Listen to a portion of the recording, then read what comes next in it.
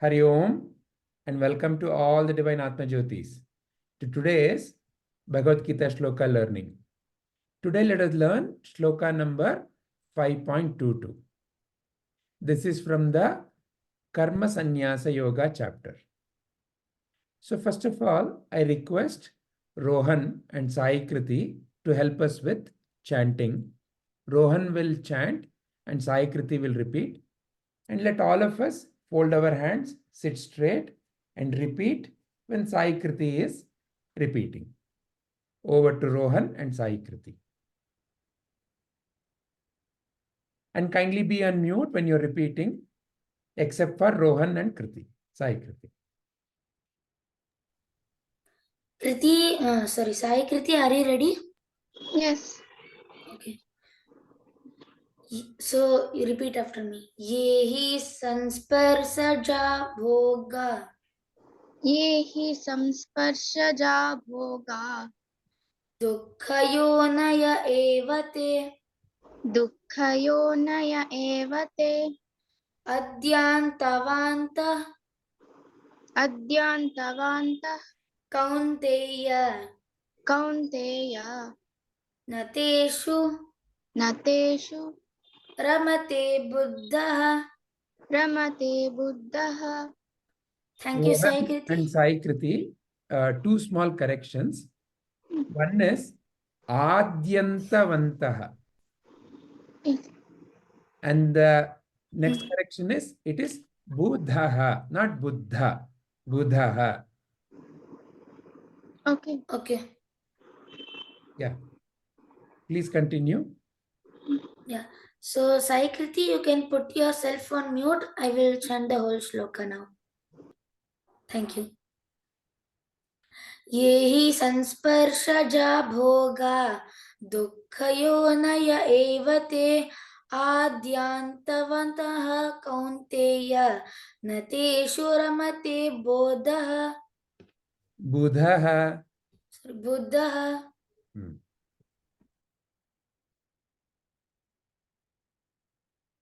Yeah, please continue and read out the meaning. Sai Kriti, can you read out the meaning? Yes. The pleasures that arise from contact with the sense objects, though appearing as enjoyable to worldly minded people, are verily a source of misery. O son of Kunti, such pleasures have a beginning and an end, so the wise do not delight in them. Very nice. Thank you very much, Rohan and Sai Kriti. Now, I will request Kritik to help us to understand the meaning. Arjun, I'm going to tell more about the 5.22 shloka. So what we just saw is, there are 5 senses: taste, eyes, ears, smell, and feeling. Right? So what happens is, the shloka is telling that there are so many things in this world, okay? But we should not fall for those, because one day or the other, they will go away. Nothing is going to be there forever. Everything will change. They might just have a long life or short life. And when the short life goes away, and you're so attached to it, like a toy, okay, and then the toy breaks, you're so attached to it, and then you start crying, oh, my toy broke, my toy broke. So it's like that. So the first picture is our taste. So this boy is following, it's like, oh, this thing is so tasty. But then once ice cream is over, now what happens? You want one more, right? But you can't eat. Your parents will say, no, you will get a cough. Like that. Same way, in all of this, they're all enjoying it. They feel so nice. But one time this all will go. So that's why you should not fall into the traps of the world. That is Maya. So now let me go to the next slide. Why can't I go to the next slide? Yeah. So this is the story of me and the jalebi. So what happens is, after I finish my studying, I come and I ask, Dad, can I have some jalebi? He thinks and he says, yeah, sure. Why not? This is day 1. Okay, second day also I asked, can I have some more jalebi? He thinks, okay, fine. So like that it keeps on going. Okay. And then my mom tells my dad, you keep on buying him, then I want to teach him something. So it happens for day 3, 4, and 5, 6 also. Then on day 7, I ask the same question, but in a different mode. Dad, can I have some jalebi? But I don't ask that actually. You know what happens? My dad only comes and says, Kritik, do you want jalebi? It's food, no? Ah, jalebi. Why not? I say, yes, Dad. But then, like, I've been eating it from 7 days straight. So boring. But still, it's food. I like it. So, yes, Dad. This, like, not too much like that. Yes, Dad. Then after some time, it continues and I just stop. No, I do not want more jalebi. He said, enough. Oh, I do not like jalebi. Then my mom comes. She says, now do you understand? Whatever you wanted from the jalebi, you thought happiness comes from that. That's why you kept on eating it. Day 1, 2, 3, 4, and 5. Kept on eating it. Right? You thought happiness comes from that. But if happiness comes from that, then why don't you feel happy eating jalebi now? See, so whatever you have, it just doesn't feel nice after a long time. Same way, you eat pizza for 1 whole month continuously. Breakfast, lunch, dinner, pizza, pizza, pizza, pizza, pizza. How will you feel? Like after 1 week only, you'll be like, oh, stop this pizza. I have enough. How that you feel, no? So that's how I felt for jalebi. And later, my mom took me to Guruji, and then I understood that. Guruji told me, the peace and happiness does not come in outside stuff like jalebi. It comes in inside. Not anywhere else. You don't have to search outside. You have to search inside you. That's why I go to Guruji and there I search inside me. Inside me does not mean like I go to a surgery and see, oh, where is that peace? Not like that. But it is Atmajyoti. So I search with that. So this is my story and this is what I wanted to share. So I hope I explained the shloka better. If you have any questions, you can ask now.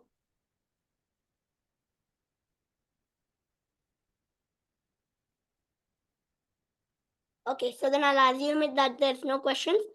So one by one, can you please raise your hands and tell me your understandings? Wait, how do I go check participants? Do you want me to call out the names, Kritik? Yeah, sure. Okay. If they raise their hands, let them do it. Yeah. So who would like to go first to Kritik's question? Okay, how about Shreyas? Let's begin with Shreyas. Okay, Vijayji. I understood that like it happened with me also once. This story kind of. Once my mother ordered a pizza. It was a very large one for my sister's birthday party. So it was a very large one. It was actually too big. It was one slice could finish one normal person's tummy. So then, after the party, my mother ordered one more. She'll say, "For this boy, he likes too much pizza. I'll give him for the whole week." Then he'll understand. Then my mother gave it on sometimes the first day on breakfast, the second day on dinner, the third day also on dinner, and like that 1 week passed. Then I was like, "Oh my God, pizza, pizza, pizza! My brain, this pizza is eaten my brain. Now what will I do?" Then I said, My mother was about to order one more. I said, I will give the money, but you don't order. Means, sorry, not the money, but I'll give you whatever you want, but just don't order one more pizza or else I'll die. So then now I got to know where should we get that happiness, because whenever I thought if I want to eat something, pizza, burger, then I think, oh, then to I'll be very happy with pizza, burger. But after that, I understood that it doesn't get things in like the outside world, like food, and just like example he gave. So then now I understood the happiness we should find inside us ourselves, which is not like a surgery, just like he said. We gotta find Atmajyana. Yeah, you should find it by your Atmajyana, and that's what I understood. Atmajnana. Atmajyana. Okay, thank you. Very nice. Akshat has raised his hands. Akshat? See, what I understood was, if we want happiness, we should find it within us. We are not supposed to look it outside. For example, we should not look for pleasure. For example, I love bourbon biscuits. So if I eat it for 1 month, then I'll be fed up of eating it. So I should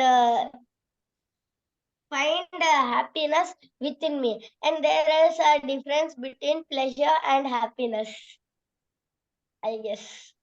Pleasure is temporary, but happiness is, once we find it within us, it is forever. That is what I understood. Excellent. Very nice. And I have one more question, Vijayji. We all talk about this, but in times we forget this, no, Ji. What do we do for that? So your question is, how do we ensure that we don't forget? Is that your question? Yes, Ji. Okay. Does Kritik want to share something, first of all, to that question? It is not wrong to eat outside once in a while, but just, not like every day I want it. I know my happiness is over there. Every day I want it. It's not like that. You eat it, enjoy the taste. That's it. You don't have to go. I'm never going to eat burger or pizza. Only vegetables. It's not like that. You can eat outside. It's okay. But not the way like every day pizza, every day jalebi. Not like that. That is when you're searching for happiness outside. Oh, where is my jalebi? Like that. Akshat, was that your question? Yeah, I understood it. But still, again and again, my problem is that I feel like one time I get at that time itself, I think, what do I do? I can eat more or no? I will be confused and I forget that it is pleasure. If you can eat more, then it's good, no? No, I keep on eating. That's the problem. That is... So Akshat, another way I would like you to see this. See, how much petrol will you fill in a car? How much it can withstand that much refill? Right.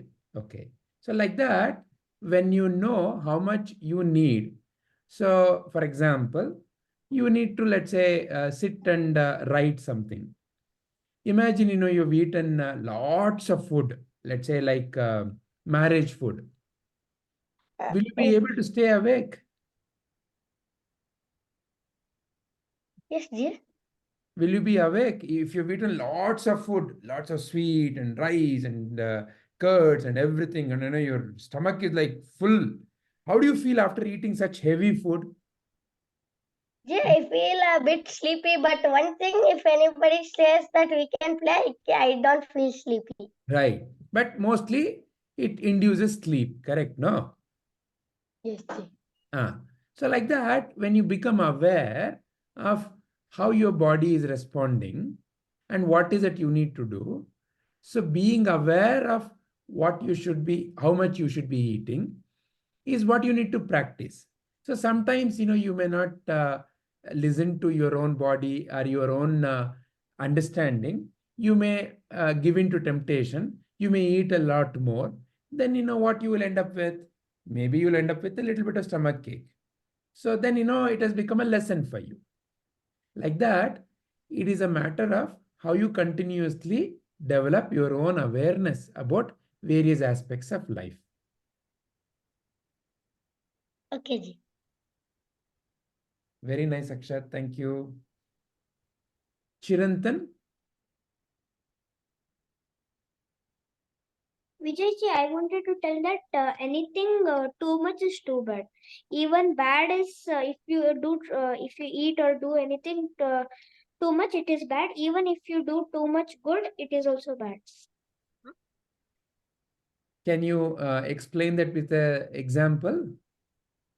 If we eat too much vegetables, also it is bad because little bit amount of other like vegetables only has some nutrients or something. We even need fat and other contents. So if we have to even eat other types of food. That. Excellent. And too much fat is also bad to us. So everything should be taken in a proper and proper amount. Wonderful. Very nice. Everything should be in right proportion as is needed. Very nice. Thank you, Chirantan. Thank you, Vijay. How about Rohan? Sir, actually, I wanted to tell the same thing what Chirantan said. Okay. So is there any other point you would like to add? Yeah, like I understood that pleasure is only for some time. Like you be like, oh, I want this chocolate. I eat it and I am happy. And happiness is something which will remain within you permanently. When you realize, Like when you realize your true nature, like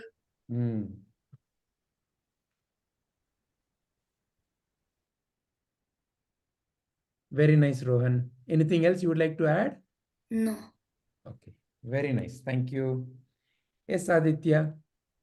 Yeah, so I feel like everyone covered the major point, but I had one thing to add, like how Kritik's example of the jalebi or Shesh's example of the pizza. Like I feel there are many more examples, but we don't really see them sometimes. Like a really good example I can think of is like we all have this mindset that when we're young we need to go to school, we need to go to college, and then right after college you have to find a good job, and after finding a good job we have to find we have to have a family, or we have to pursue our job and get become a better get a higher position in a job, and like that we have this huge dominoes of things that we need to complete. So I feel like, and the only reason we think we have to complete all of this is so that we find happiness, like Kritik was saying. So just like Kritik example of the jalebi over 7 days, we have this mindset of seeking for something over our whole lifetime. So this shloka can apply across our whole life. So we're seeking something constantly in search of, not, it may be short term, it may be even our whole lifetime. So yeah, I like, so what we can learn from this is we shouldn't seek happiness from anything that's an object, or anything that's that can be limited. We have to find a source of happiness that no matter what, it keeps on giving. Like an example I can think of that keeps on making you happy no matter what is something like helping children. Like I've found that many people who work with not only children, like helping the needy or anything like that. So many people who work in those kind of places, they're always talking to people, and they're interacting with them, and they themselves are happy, and they make others also happy. So yeah. Excellent. Very nice. So there is a phrase called as, are a question in a kind of, if I frame it like a question, which is better, working for happiness or working out of happiness? Working out of happiness. And how do you say, or why do you say so? When you have happiness when you're doing something, then why do you have to search for happiness? It will naturally appear in do the work that you're doing. perfectly also. You put all your effort because you're so happy like that. Just a different mood, and people around you can also feel that happiness when you're doing your job. Excellent, excellent, very nice. Because then the work that you do will naturally reflect that happiness. Very nice. Wonderful. Thank you, Aditya. Thank you, Kritik. How about Sai Kriti? What is Sai Kriti's viewpoint? Sir, I understood that we get what we want from within us, that and we don't have to look anywhere for happiness. Like we can be happy whenever we want, and that I also understood that some things cannot be like permanent forever. Like happiness, like in school, if we get a bad grade, we get sad, and then we study hard, and then we get a better grade and we'll be happy. I understood that nothing is permanent in life, and we have to experience many things, and we Correct. and we can find our happiness within ourselves, and we don't have to look anywhere else for it. Very nice. Very nice. Wonderfully put. How about Sanvi?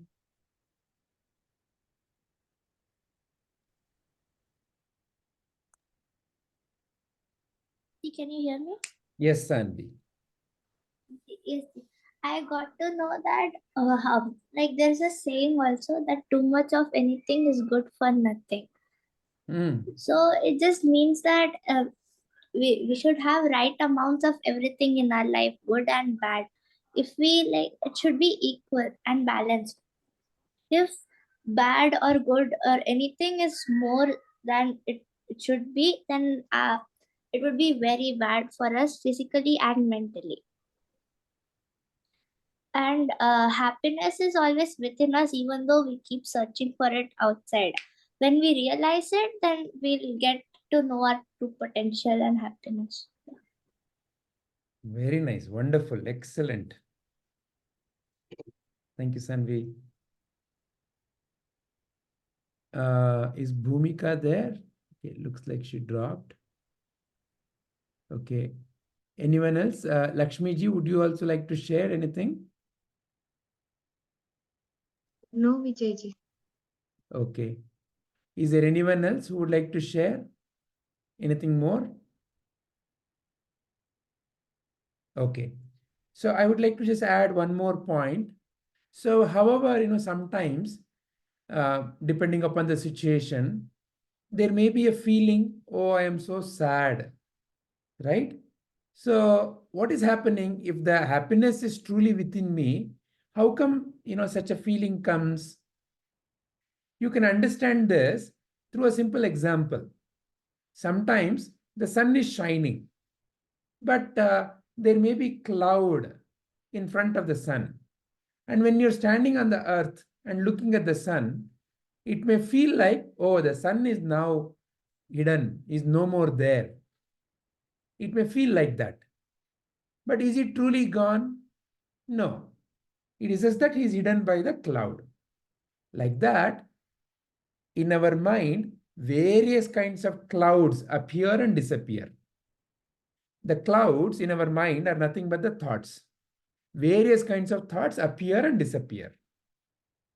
And when we are focusing on the thoughts, the cloud, then sometimes we may feel as if, depending upon the nature of the thought, let's say the thought is about, say, your parents are scolding you, or your friend has hurt you, or you lost something like that may be the thought, the cloud that is passing.